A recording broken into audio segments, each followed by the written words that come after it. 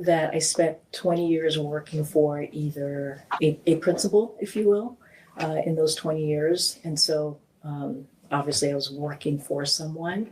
And I think now that I'm no longer in a public servant role, I feel that that shows just me not being in a public servant role, that I'm an independent voice. And that's how I see myself moving forward.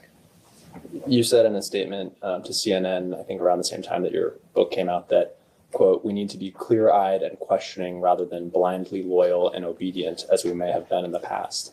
What did you mean by that? Very interesting. I think that's kind of the definition of independent, if you will, right? It means that you're standing for your own voice. And that's, I mean, I think the title of the book kind of speaks for itself in that I statement. think she's funny. So to whom did you believe you were blindly loyal and obedient in the past? I don't think it's to whom. I think it's more of stepping away from a two-party system and just standing and having my own voice. You just always work. Former Vice President Harris has a book that's coming out soon as well, it sounds like.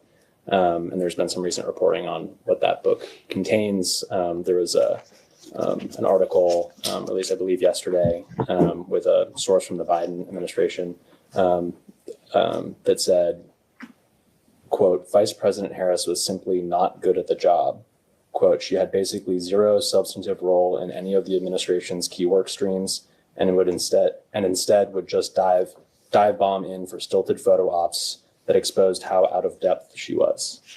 Do you Look at her body language. Her body language, just like she's furious about these questions. agree with that? Can I just ask if I can interject quickly? Is this sort of on topic and relevant for the discussion of President Biden's mental acuity? I just want to make sure we're staying focused. Relevant. Yes, I think the decision for President Biden to step out of the race is relevant to that question, and therefore Vice President Harris's role in that is relevant. Can you repeat the question? How can you repeat the question? Vice President Harris was simply not good at the job. Quote, she had basically zero substantive role in any of the administration's key work streams and instead would just dive bomb in for stilted photo ops that exposed how out of depth she was.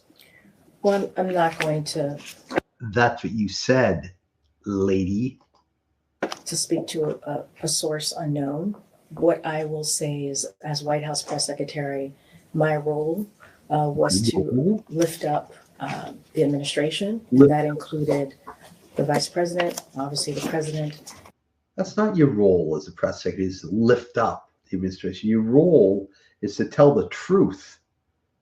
And to continue to talk about, to discuss what we were doing on behalf of the American people. That was my focus, and that's what I did every day.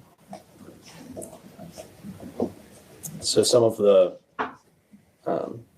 reporting on what's in Vice President Harris's memoir includes, and this is a quote as well, quote, "It's Joe and Jill's decision.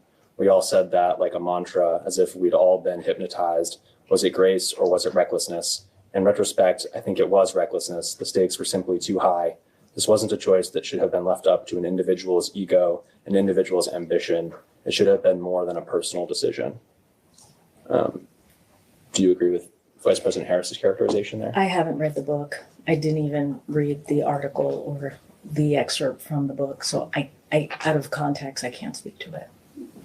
Do you think that it was reckless to leave the decision up to President Biden? What I can say is, on that question, I can only speak to my observation and what I believe in my role as White House press secretary. I think for the president, any president, it doesn't matter if it's President Biden or any other president, deciding to run for a re-election or making that decision is a personal decision.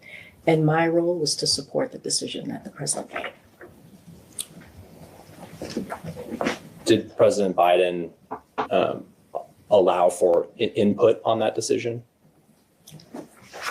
All I can speak to is my role as White House press secretary. My role was not to give my opinion on something that was a personal decision for the president to make. It's not a personal decision to run. Sure, he can make that decision, but that's why we have primaries.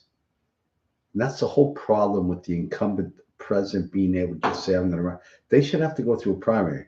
Now, of course, they do go through a primary, and it's stilted because they don't let anyone else participate. So the incumbent president de facto gets to run again without having a primary. But the fact that Kamala didn't have a primary is horrendous. Okay.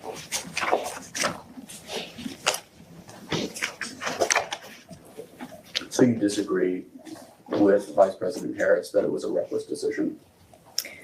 What I'm saying is that I did not read her book. I did not read the excerpt. I have. Just do you agree? Was it a reckless decision? Kamala Harris said that in her book. He's telling me she said it. Do you agree? Yes or no? I can't speak to something that that I haven't even delved into.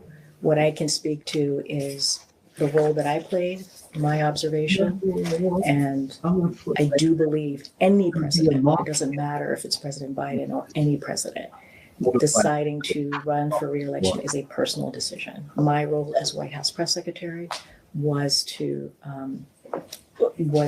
move forward with whatever he decided. And respectfully, I'm not asking necessarily about from your role as White House press secretary. I'm just asking you, do you think it was reckless for President Biden to seek re-election? I think it was his personal decision.